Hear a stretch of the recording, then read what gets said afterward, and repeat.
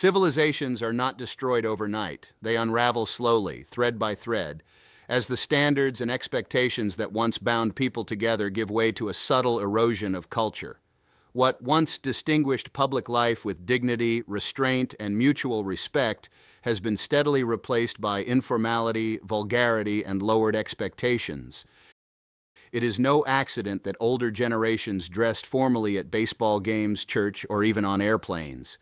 Clothing was not merely about personal comfort. It was a signal of respect for the occasion, for the community, and for oneself. Today, when shorts and flip-flops pass for church attire, the unspoken message is that nothing is sacred enough to require effort. What was once a shared standard of respect has been displaced by comfort first, and by extension, self first. The issue is not about nostalgia for old notions about decorum so much as what those outward symbols represented, an understanding that one's conduct in public life mattered, that courtesy was not optional, and that civilization rests on people disciplining themselves in ways no law can enforce. Speech follows the same pattern. Men once avoided profanity in the presence of women, and children were shielded from coarse language. Today, vulgarity saturates movies, television, and even classrooms. Women curse as freely as men, and children pick up the same habits.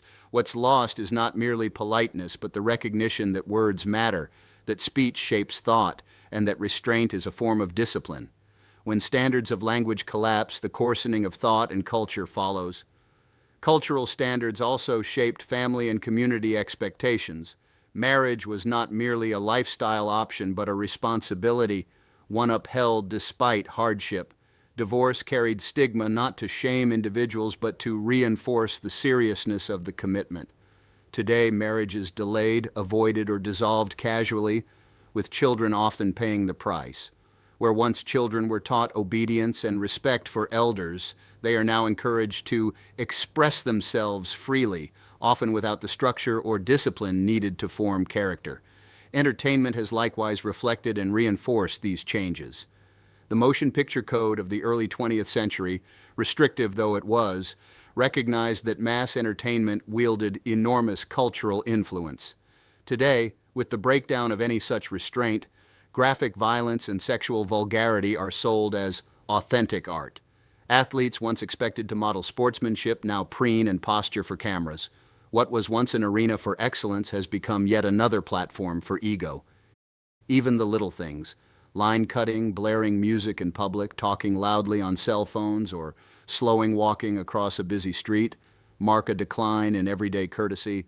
The old etiquette was not merely a collection of arbitrary rules, but a recognition that life in a crowded society requires self-restraint. Courtesy was the oil that made social machinery run smoothly. When it erodes, the result is friction, resentment, and an ever more coarse public square. The larger question is why such changes occurred. The answer lies partly in incentives and partly in ideology. First, incentives. Standards are costly. Dressing well takes effort. Watching one's language requires discipline. Maintaining a marriage through difficulties requires thinking beyond self. When a society ceases to reinforce or reward such costs, individuals rationally choose the easier path. In the name of liberation, restraint has given way to self-expression. Second, ideology. Beginning in the mid-20th century, intellectuals argued that cultural standards were mere conventions of bourgeois society, oppressive relics to be discarded.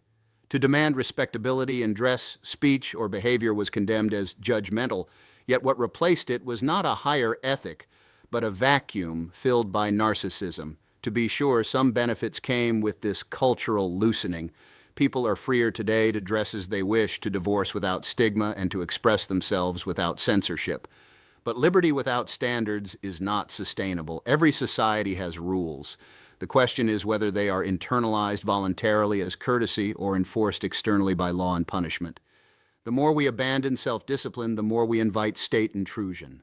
The irony is that those who thought they were advancing freedom by discarding cultural restraint have instead invited more regulation, more surveillance, and more government power. Civilization has always required the suppression of impulses in favor of social harmony. That suppression need not be oppressive. It can be as simple as taking off one's hat in church or refraining from vulgarity in front of children. These customs required no legislation but maintained the dignity of shared life. As those customs dissolve, we are left with a public square that is noisier, coarser, and increasingly hostile.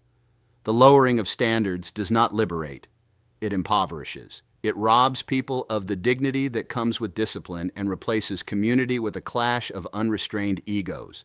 What we lose in the process is not only respect for others, but respect for ourselves.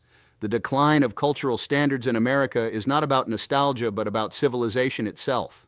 When people stop caring how they present themselves, how they speak, or how they treat others, the social fabric frays.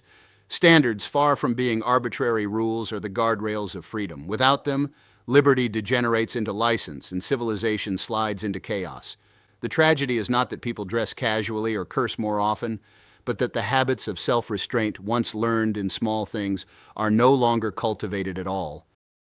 And without those habits, the larger challenges of liberty and responsibility will be all the harder to sustain. Can you say why America is the greatest country in the world? Freedom and freedom. So let's keep it that way.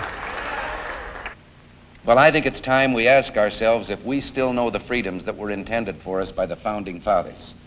Everything in the Bill of Rights tells the government what it can't do to restrict my freedom.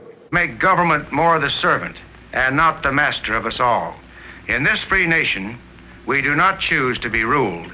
We elect to be governed. Do not support your own oppressors. Stop letting the system exploit you. I think that the real job that we have that confronts us is to somehow be able to sell our fellow Americans on the moral superiority of personal liberty. I would remind you that extremism in the defense of liberty is no vice.